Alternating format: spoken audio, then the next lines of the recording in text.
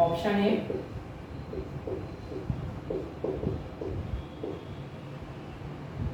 Central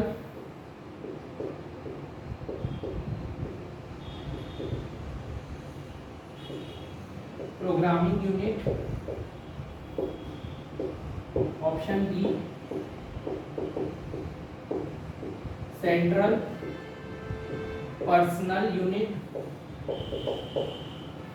option C central processing unit, option D central periodical unit. ठीक है, तो CPU का फुल फॉर्म क्या है? क्या है सीपीयू का फुल फॉर्म? हमने क्या देखा है? Central processing unit, option C. ऐसा ही दिया रहेगा, अगर इसको हिंदी में लिखना होगा तो वैसा ही लिखेगा, सेंट्रल हिंदी में लिख देगा programming unit, central personal Hindi में लिख देगा यूनिट। ठीक है, वो चाहे हिंदी हो चाहे इंग्लिश हो, है ना भाई, वो पूछता है इसी प्रकार से। और ज्यादातर जैसा मैंने प्रीवियस पेपर एनालिसिस किए हैं उसमें देखो इस फॉर्म में क्वेश्चन लिखाया रहता है हिंदी में और ऑप्शन इंग्लिश में दिया रहता है, क्योंकि ये बेसिकली इंग्लिश के शब्द हैं जिसको हिंदी में लिखा जाता है ना, कोई अलग नहीं है। जैसा मैंने आपको अभी एग्जांपल दिया था कुछ देर पहले, जो ये वीडियो शुरू से देख रहे हैं, जो मेन कोचिंग का है ना, कि हिंदी में चार्ज को क्या बोलते हैं? आवेश, जबकि उसी चीज को इंग्लिश में क्या बोलते हैं? चार्ज। तो ये दोनों शब्द अलग हो गए, है ना भाई, ठीक है, तो ये अलग चीज है। बट यहाँ पे अगर आप देखोगे तो कंप्यूटर को इंग्लिश में कंप्यूटर बोलते हैं और हिंदी में ऐसा कंप्यूटर लिखते हैं। समझ में है? तो आई होप आपको समझ में आया होगा कि ये शब्द इंग्लिश के हैं जिसको हिंदी में लिखा गया है। तो इस चीज को याद रखना, मैंने इसीलिए कहा है हिंदी मीडियम वाले जो बच्चे हैं जिन्होंने कोर्स परचेज किया है ना, कि आपको थोड़ी इंग्लिश आनी चाहिए पेपर के प्रोस्पेक्ट। चल अगला क्वेश्चन देखते हैं।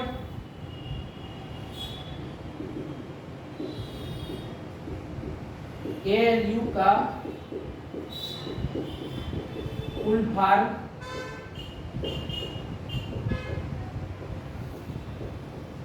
क्या है ना भाई? ठीक, option A arithmetic and logical unit, option B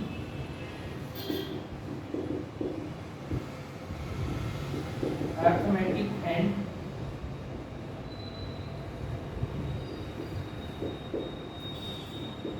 location unit, option C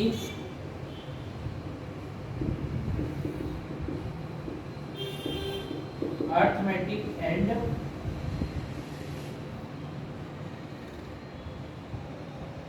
language unit, option D इनमें से कोई।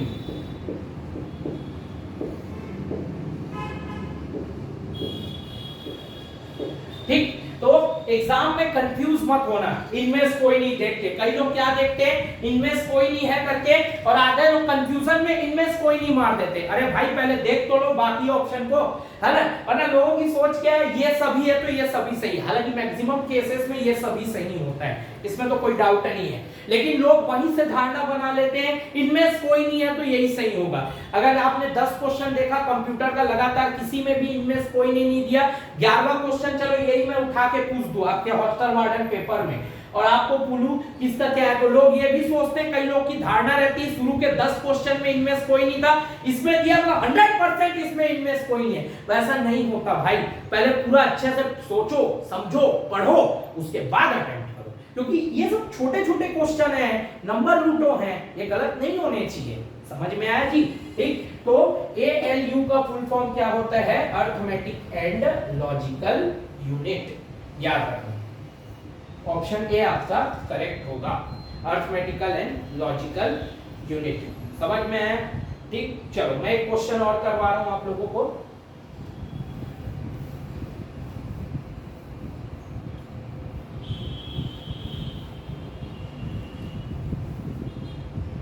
अभी और भी आगे फुल फॉर्म आएंगे, है ना। अभी तो अपन टॉपिक देख रहे हैं, कंप्यूटर के भाग देख रहे हैं, जिसका ये आखिरी वीडियो है ना। मैंने 6 पार्ट में इसको पढ़ाया है भाई, है ना। तो अपन ने कई सारे इस टाइप के फुल फॉर्म देखे थे। पिछले भी वीडियो में मैंने बताया था आप लोगों को जिन्होंने कोर्स परचेज किया है, एलसीडी का फुल फॉर्म क्या होता है, एलईडी का फुल फॉर्म क्या होता है, वो भी आता है ना पेपर में, आप तो जानते हो। ठीक है, चलो ठीक, तो ये हो गया। क्वेश्चन नंबर 3 लिखोगे अब, ठीक। लेजर, ये तो बहुत इंपॉर्टेंट है, कई बार पूछा है। लेजर का full form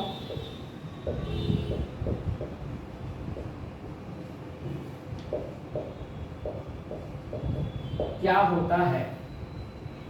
option A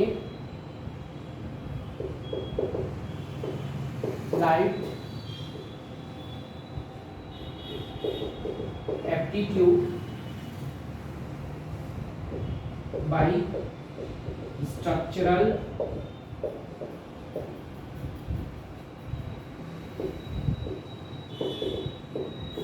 emission of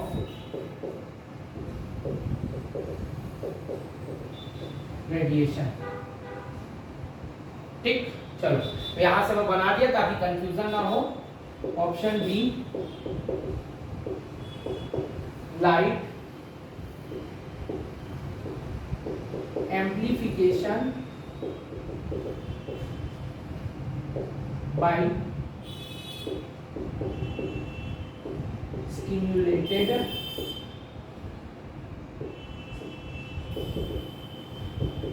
emission of radiation। Option C light absorption by stimulated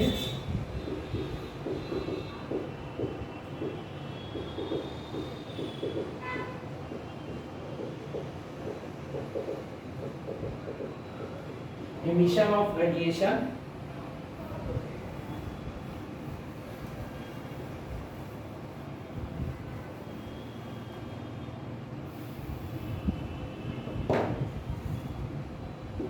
option D ये सभी। ठीक, चल तो लेजर का फुल फॉर्म क्या होता है? अब मैंने यहाँ पे एक ऑप्शन डाला ये सभी, क्यों? क्योंकि हमारी तो धारणा है ना कि व्यापक में अगर ये सभी है मतलब ये सभी ही आंसर होगा, है ना। और ये धारणा तो मेरी भी है, ठीक। बट याद रखना बेटा, ये सभी वाला कभी भी फुल फॉर्म में लागू नहीं होता। याद रखना, अगर आपको किसी क्वेश्चन में फुल फॉर्म पूछा है और ये सभी अगर ऑप्शन दिया या ऑल ऑफ दिस अगर ऐसा ऑप्शन दिया है, आप कभी भी ऑल ऑफ दिस नहीं मारेंगे, क्योंकि एक चीज का 4-5 फुल फॉर्म नहीं होता। बहुत रेयरेस्ट केस में होता होगा नहीं मालूम, लेकिन मैंने जितनी अपनी जिंदगी में चीजें देखी है, एक का एक ही फुल फॉर्म होगा, ना कि 10 हो। तो अगर कभी फुल फॉर्म वाला क्वेश्चन है और ये सभी है, मतलब पेपर सेटर ने बदमाशी की आपके साथ, थोड़ा सा आपको तंग करने के लिए, मतलब योग्यता परीक्षण करने के लिए और आपकी लुटिया डुबाने के इरादे से, तो आपको बेवकूफी नहीं करना है। तो लिख लेना अपने कहीं पे नोट बना के कि कभी भी अगर फुल फॉर्म का क्वेश्चन पूछे और ये सभी या ऑल ऑफ दिस ऑप्शन हो, तो हमको ऑल ऑफ दिस नहीं मारना है, कभी नहीं मारना है ऑल ऑफ दिस, क्योंकि एक का एक ही फुल फॉर्म होता है, 10 तो फुल फॉर्म नहीं होता, याद।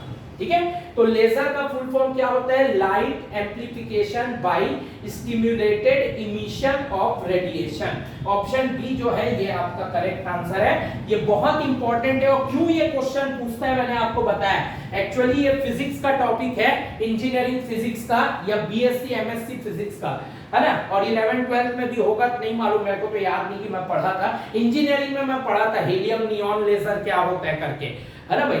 ठीक है, लेकिन चूंकि आपके सिलेबस में एक टॉपिक है प्रिंटर एवं उसके प्रकार, है ना भाई, तो उसमें एक प्रिंटर यूज होता है लेजर प्रिंटर। तो वहीं से लेजर वर्ड पकड़ के पेपर सेटर ने प्रीवियस ईयर में लेजर का फुल फॉर्म क्या होता है ये पूछा है, तो क्या होता है, light amplification by stimulated emission of radiation. याद रखना भाई, है ना। तो बहुत इंपॉर्टेंट क्वेश्चन मैंने करवाया आपको। अगला क्वेश्चन लिख लो यार, चौथा। थोड़ी सी मेहनत मैं भी कर लेता हूँ, थोड़ी सी मेहनत जो नोट्स बना रहे हैं बच्चे मेरा कोर्स लेकर वो भी कर लो, है ना। फायदा तो तुम्हारे लिए, कोई नुकसान तो है नहीं यहाँ पर, समझ में आया, ठीक है। यूएसबी का फुल फॉर्म क्या है?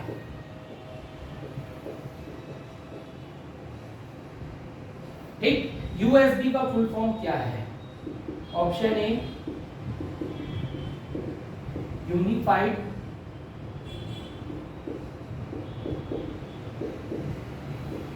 Serial bus, option B UNICEF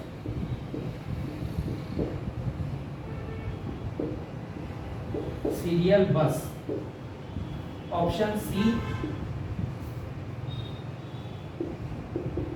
universal